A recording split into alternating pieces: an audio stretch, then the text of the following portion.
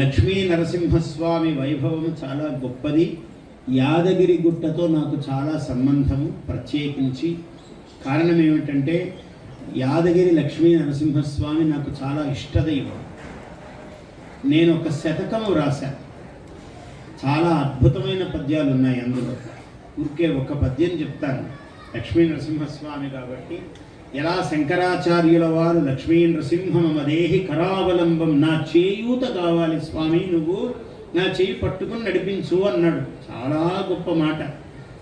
అదే నేను తెలుగులో రాసే శతకములో, చేయూతన్ దయసేయుమయ్యా వడి లక్ష్మీ నారసింహ ప్రభు, నా చేయి పట్టుకుని నడిపించు స్వామి వేగంగా అని కోరుతున్నాం. ఏమిటి? మాయాఛాయల తీయమామిడి కదా మ్రానైన ఈ మేను. అందులో ఒక పద్యము, ఎన్నో పద్యాలు 100 కదా, 108 పద్యాలు ఉన్నాయి శతకం. అందులో ఒక్కటి చెప్తున్నానంటే ఆధ్యాత్మిక భావనతో ఉన్న పద్యం. మాయాఛాయల తీయమామిడి కదా మ్రానైన ఈ మేను. ఈ శరీరం ఒక మాను, ఒక చెట్టు. అయితే చెట్టు ఉంటే ఒక నీడ ఉండాలి. ఈ శరీరం అనే చెట్టుకు ఒక నీడ ఏముందంటే మాయ, అదే ఛాయ. కాబట్టి మాయ అనే ఛాయ ఉన్నది ఈ శరీరానికి. ఈ శరీరం ఏమన్నా మామూలు చెట్ట? మాయా ఛాయల తీయమామిడి గదా. తీయమామిడి అద్దం ముందు నిలబడితే ఎవరు కదలమంటే కదలరు. వీడికన్నా సుందరుడు ప్రపంచంలో ఎవరు ఉంటారు? ఎవరండి లోకంలో అందంగా ఉన్నారంటే నాకన్నా ఎవరున్నారండి అంటాడు.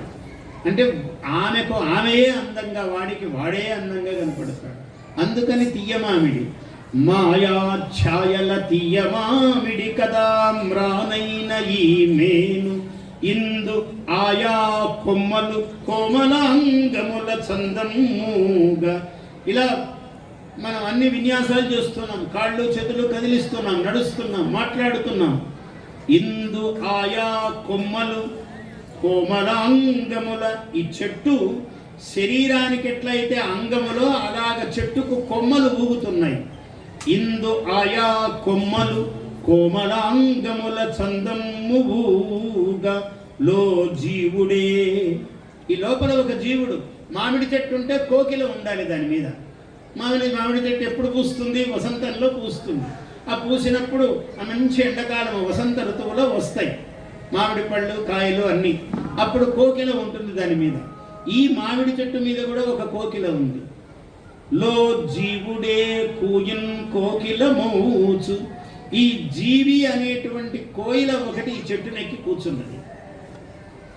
లో జీవుడే కూయున్ కోకిల మోచు, నన్ను గైకో కో కొమ్మటంచున్ ప్రభు. కోయిల ఏం కోస్తుంది? కో కో అని కూస్తుంది. ఇది ఏమి కో అని కూస్తున్నది? నన్ను గైకో కో కొమ్మటంచున్ ప్రభు, చేయూతం దయసేయుమయ్య వడి లక్ష్మీ నారసింహ ప్రభు. అటువంటి చేయూతను నాకు దయచేయి తండ్రి, నీవెప్పుడు నన్ను వెన్నంటి ఉండు. లక్ష్మీనారసింహుడు పరమేశ్వరుని యొక్క వైష్ణవ ధర్మములో మృత్యుంజయుడు. మృత్యుం నమామ్యహం అన్నారు లక్ష్మీ నరసింహస్వామి. మృత్యువులకు మృత్యువు అన్నారు. వజ్రనఖాయ విద్మహే తీక్ష్ణ దగ్గుష్ట్రాయ ధీమహి అన్నాడు. వజ్రనఖాయ, ఆయన నఖములు వజ్రములు. అంటే గోరు తెగదు. ఆ వజ్రము దేన్నైనా చీల్చగలుగుతుంది. హిరణ్యకశిపుని వంటి భయంకరమైన స్వరూపాన్ని ఊరిక ఇలా అని పేగుల మెడలో వేసుకున్నాడు ఆయన. కాబట్టి వజ్రనఖాయ విద్మహే తీక్ష్ణ దంష్ట్రాయ ధీమహి. దంష్ట్రలు ఆయన కోరలు చాలా తీక్ష్ణములైనవి నరసింహస్వామి. ఎవరైతే ఆయన పాదాలు పట్టుకుంటారో వాళ్ళ కష్టాలను, దారిద్ర్యములను, భయాలను అలా ఆ తీక్ష్ణ దంష్ట్రలతో చీల్చేస్తాడు ఆయన. కాబట్టి ఆ స్వరూపమే చాలా గొప్పది. వజ్రనఖాయ విద్మహే తీక్ష్ణ దంష్ట్రాయ ధీమహి తన్నో నారసింహ ప్రచోదయాత్.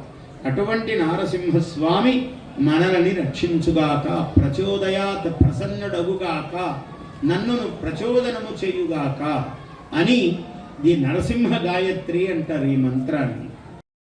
Please subscribe to our YouTube channel. Like and share this video.